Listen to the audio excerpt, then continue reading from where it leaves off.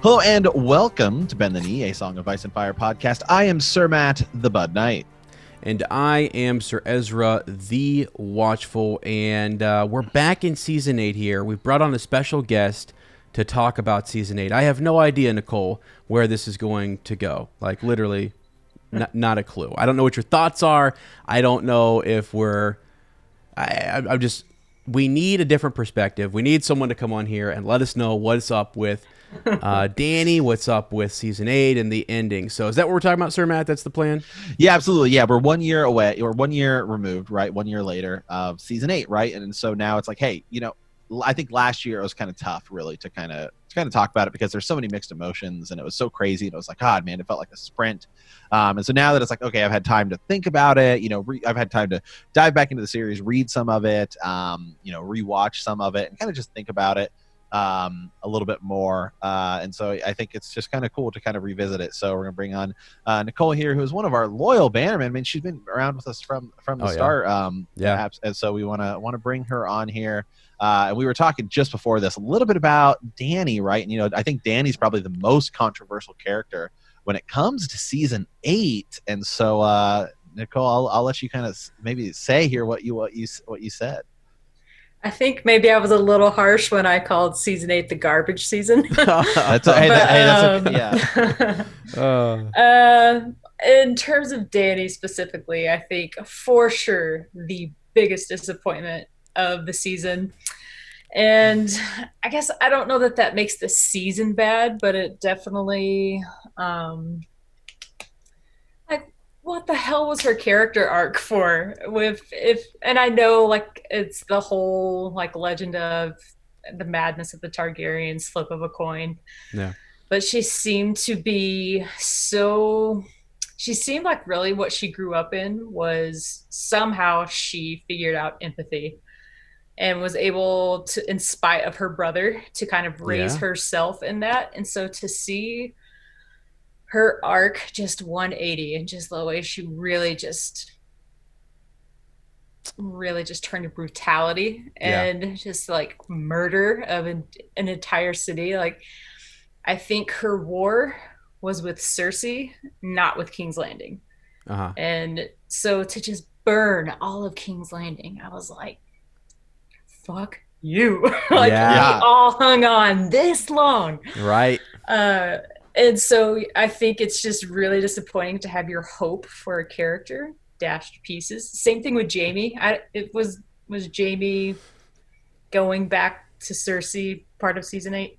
Mm-hmm. Yeah. Yep. Yeah, never mind. Season 8's a garbage season. So no, there we go. And I get it, and because I think when people talk about Dany in Season 8, I think the common thing is people say, just like her character wouldn't do that. That's where I kind of be like, I think there's a lot of foreshadowing for her to go down that route. It's definitely not the route that I at all wanted her. Hoped that she would go. And a lot of that had to do with the fact that my kind of biggest issue, again, I've said this before, I think the first 3 episodes are amazing. I think the first 3 episodes are like perfect, and I totally thought that the Night King, and again, it's mostly because I think, like most people, thought that the Night King should have been the entire ending to the whole series, and I do think it will be flipped or changed or whatever in the books, because the show is a Game of Thrones. Sure. The book series is a Song of Ice and Fire. It's like, okay, well, that's like, it should let you know something right there. Because I think with Dany, I'll go down 2 different paths here. How I think her arc, I think there was foreshadowing for it, right? I mean, it's like, okay, well, when you look at all of every time she's ever been in trouble or ever been in a situation, right? How does she get out of it? Well, it's mostly by being a dragon, right? Or fire, right? Khal Drogo and Mira Mazder. Well, she puts herself on a funeral pyre, burns it down. When she's in the House of the Undying, how does she take care of the warlocks? With dragonfire. When she needs her unsullied armor, how does she handle that? With dragonfire. When she needs to take back Marine, how does she do it? With dragonfire. When she needs to escape the dragon pit, she does it with a dragon. When she, then it's kind of for me. When with the House Tarly, right? When she burns them, she does that. Yeah. So I mean, like, there's a lot of reasoning, and even Tyrion saying, "I don't think you should do this, right? Because this is kind of bad. This is like what your father did, and this is not the route you should go down." Mhm. And then I think you look at her mental state in season 8, and it's like she's like, there's a lot going on, man. I totally get how somebody could just snap and just lose it, right? I mean, so let's dive back to about the end of season 7. She loses one of her dragons, in which she says, like, these are the only children I'll ever have. Then at the beginning of season 8, she finds out that Jon Snow, her new lover, is actually the rightful heir to the empire, or to the realm, and is actually like the more legitimate contender, being the son of Rhaegar Targaryen. Mm-hmm. She asks Jon not to tell anyone, in which he does. He specifically tells Sansa, who she's already having quarrels with. Tyrion is kind of behind her back doing things. Varys is behind her back doing things, in which she has to kill Varys, even though she specifically said, if you ever have a problem with me, let me know. Then you get to like Jorah Mormont dies protecting her, fighting Jon Snow's war. Cersei Lannister kills Missandei, right? And then Jon, tells Sansa, and that she has to deal with that issue. And so there's a lot going on, and then she loses another dragon too, right? She loses another dragon too. So I mean, there's a lot going on, and I think that I see her arc. I totally see it happening. Was it what I wanted to happen? True. And this is where I totally agree with everyone who doesn't like Dany's arc, because I think a lot of people misconstrue the two, in that, like, I think there's justification for her actions, in that, like, as a writer, I see the flip, but it is absolutely not what I wanted to happen. What I wanted to happen, obviously, would have been like her and Jon save the realm, and it's like happy ever after. And Tyrion's, like, secretly a Targaryen or something, right? Three heads of the dragon, like that whole thing, right? Like something like that. But it's a Song of Ice and Fire. I don't think that's going to happen in the books. What I think would have been the more kind of cool fitting ending, what could happen in the books, is more like, well, it actually is more of the war with the Night King, and you have to do like the Nissa angle where Jon has to stab her, which he does do. He has to stab her in order to, like, become Azor Ahai, to defeat the Night King, and it's like utterly heartbreaking, because that is really what made the show so good, right? I mean, the biggest moment, and I think the reason the show was as successful as it was episode 9, when they kill Ned Stark. That was the catalyst for catapulting this show into being one of the greatest. Well, I mean, it's won more awards than any other show. The greatest show on television, was because everyone's like, oh my God, I love this character. And then he dies. and you're like, what? And like, that was the mind-blowing thing. And then the next huge epic mind-blowing thing is the Red Wedding. And you like, okay, now I'm behind Robb Stark. Robb Stark's gonna do it. He's awesome. My God, he's dead. Like, what? Like, and so, that's why I think Jon having to kill Dany, which he does do. He does kill her in order to kind of save everyone. But it's just like it's because, like, season 8 is short, and it's like you have this great setup with 1, 2, and 3, and then you get to 4, which I legitimately say is, I think, the worst episode of Game of Thrones, period. Episode, that's where Missandei gets killed and she loses the dragon, and it's just like really fast. I mean, like, really, like the first 10 minutes of Rise of Skywalker fast. I mean, it's like really fast.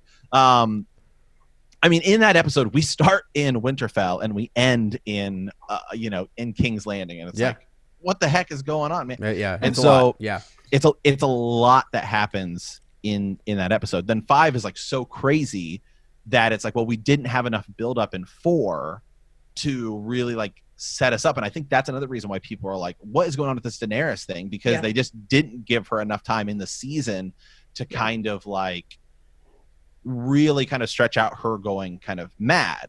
And I think so. I think pace has a lot to do with it too, which is why people feel like, what the heck is going on here, man? So so I mean, ultimately, I totally agree. I was Disappointed for sure. disappointed. Disappointed. Yeah. So Nicole, here I got a question for you. So you said something. So her fight is with, because Matt points out a lot of good evidence. We could go to the books and there's different things, but why kill the people of King's Landing? You know, why burn down those people? I think that's the part that they missed in their execution. If you had to like narrow down what really got people, was like, okay, you're fighting Cersei, but why is she just like lighting the streets up and killing the people of King's Landing? Because you said like her war is with Cersei, not with King's Landing. So I think that's sort of, because there is evidence to say that Dany is someone who protects the weak and takes care of those who are being kind of abused or what have you. Like, she's going to take them in. And I think what they did not sell us on, or what they didn't execute well enough, is that she was a foreigner. I mean, there is some of that, and that these people would rather, flock to Cersei or something that they know versus be saved by her. Like, if the slaves in Astapor and Meereen and everything, if they would have treated her differently, I think we might have seen more of that earlier on, but we didn't see it because they were so thankful that she did what she did and she saved them. And there's no way to really set that up, because with her dragons, well, let's put it this way. In Meereen and these different cities, when she has to kind of like figure out tricky ways to win without her dragons, she doesn't just fly over and start burning stuff. Now she has those dragons. I think she says in the books at one point she would have done that. Too bad I can't just take my dragon and fly up over there and just end this. And then you wonder, like, would that have scared people? So I think I'm starting more and more to see how people that execution piece is missing, where it's hard to see why she killed those innocents when she was fighting for everyone. Up north, she is fighting for everyone, and she's doing what Cersei is not doing, and then we do see a little bit of it in that people love Jon Snow. They don't love her. They're never going to love her. And she's realizing that love that I don't know. That's my thought. What do you think? I mean,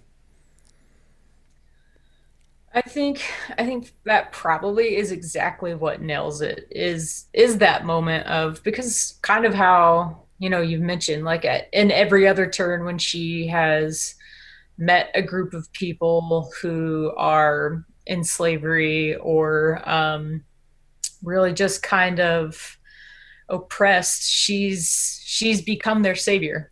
Yeah. Almost every time.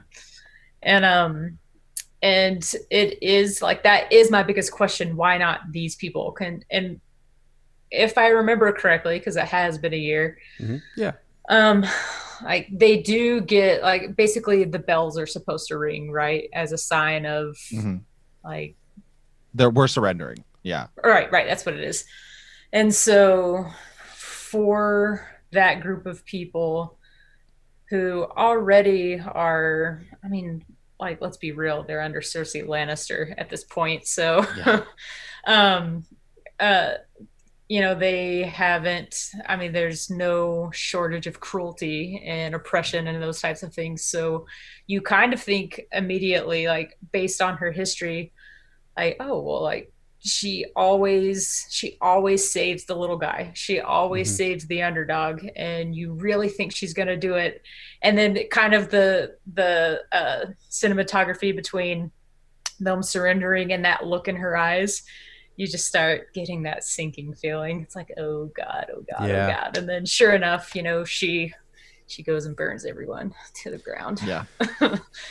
Yeah. So that is the question, like, why not them? And maybe it is part of that madness, that she started to sink into. And you're right, Matt. They didn't have, I guess, the timeline to really, it really felt way more like a snap versus she slowly grew mad.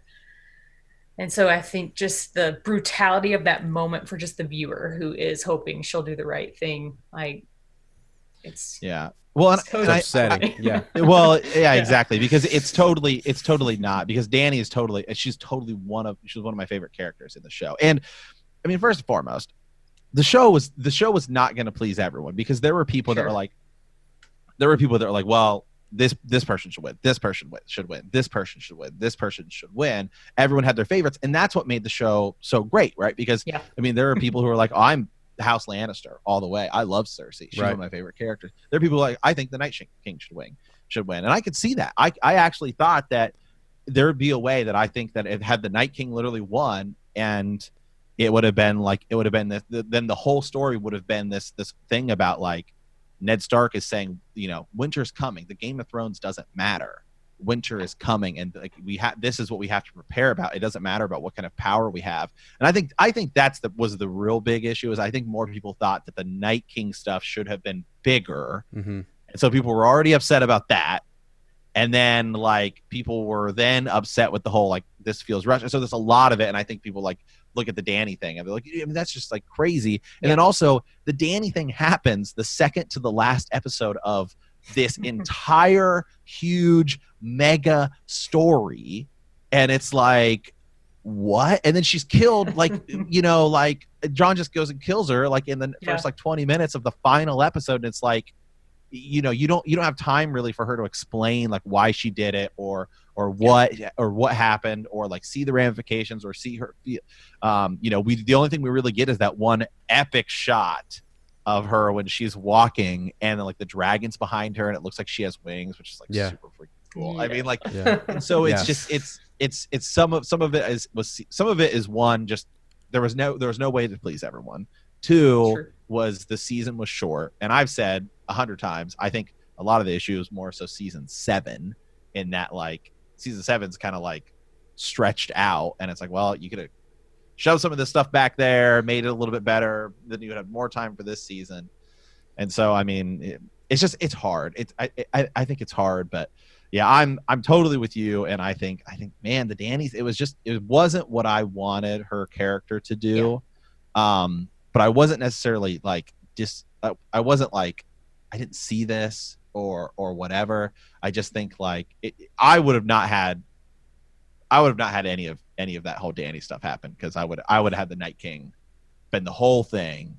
And then you could I still would have been okay with her dying. I just think if Dany had died, if Dany had died saving Westeros, right? Like saving Westeros from the Night King, who's like in King's Landing, like, and then it's like her arc is then she is this character who, spends her entire life trying to go back to take her kingdom, and then she gets there and she has to be the one to save it, and it's like everyone would have been like, it's heartbreak. I mean, everyone would be like, this is her the best. I mean, she does. I mean, she still does take it. She still takes back Westeros and saves an entire country of people from a ruler who decided to blow up like the biggest church full of people just so she would not have to die. Right? I mean, like, that legitimately happens. So, I mean, it's not like Dany doesn't, like basically drop an atomic bomb to win a war. I mean, I hear you. I mean, so it's sort of like, and they started to do this. Again, you talk about pacing, execution, but like, you remember the part where she's up north and she does sort of like, she's seeing how you can kind of see it when she's sitting next to Jon, and it's like, what about, we're all singing his praises, but like, I have dragons. I literally brought dragons back and no one cares. Like, you really do feel like she's told the whole time that they're going to be in the book. She's told that they're singing for the return of the Targaryens in Westeros. They're hiding their Targaryen, their dragon banners, and they're going to wave them when she comes into the streets. So I think in the books that's probably going to, like, either that. So I'm guessing to set this up more, she would get there and be like, where is everything that I was promised? Why am I being treated this way? And that would just kind of continue throughout the whole thing. And we would maybe see more of that. But then I also don't know, though, like George is not someone, he does like to just be very subtle about stuff, and then abruptly, Eddard Stark gone. Rob Dunzo. I mean, these things happen pretty abruptly. And that maybe is his counter, like the subtle. You're slowly seeing it, but yet you're not really. I don't know. I mean, I mean, by far, I'll totally agree with this. Dany gets the short end of the stick, right? I mean, every other character who makes it to season 8, right? regardless of their arc, pretty much gets like some sort of poetic ending, right? I mean, Theon Greyjoy, right? Yeah. Theon Greyjoy gets to go out in like an epic moment in which you're like, oh my God, in which you forget that he literally killed 2 kids in order to pretend that they were like Bran and Rickon, right? Yep. And then but then he goes through like all the Reek stuff, so you start to feel bad for him. And that was what made the show is great. I mean, and when Cersei's being tortured by the church, you start to feel bad for her. Yes. Right. I mean, you start to kind of feel bad for it, right? Only a little bit, but it does kind of happen. But a little bit, because you're like, okay, now these people, these people are worse. Yeah. And so, I mean, Jorah Mormont goes out protecting Dany, right? I mean, you know, Jon gets to go live beyond the wall. Bran becomes king. Sansa gets the north. Arya gets to go off and do whatever she wants. I mean, maybe with the exception of like Gendry, who gets at least named Lord of Storm's End, he doesn't get to be with Arya. I mean, Dany goes crazy, right? And then just gets stabbed by Jon. I mean, I think that's because she's like, you know, one of the 3 biggest characters. I think that's why so many people are so split over it, because it's just like, you know, I mean, like. So let me ask Nicole a question. I think I've asked this to Matt, but like, do you think in, you know, the show kind of, we deal with the Night King and the others or what have you first.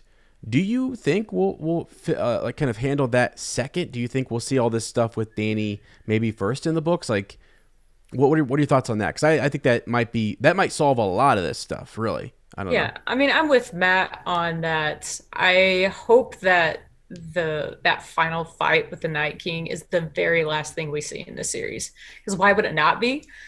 It honestly felt weird that moment where the Night King is defeated wasn't really almost the last thing we really saw. I mean, I know we have to shore up the show and talk about who rules where and what, but I hope that it ends more with the Night King aspect of the series, just because, I mean,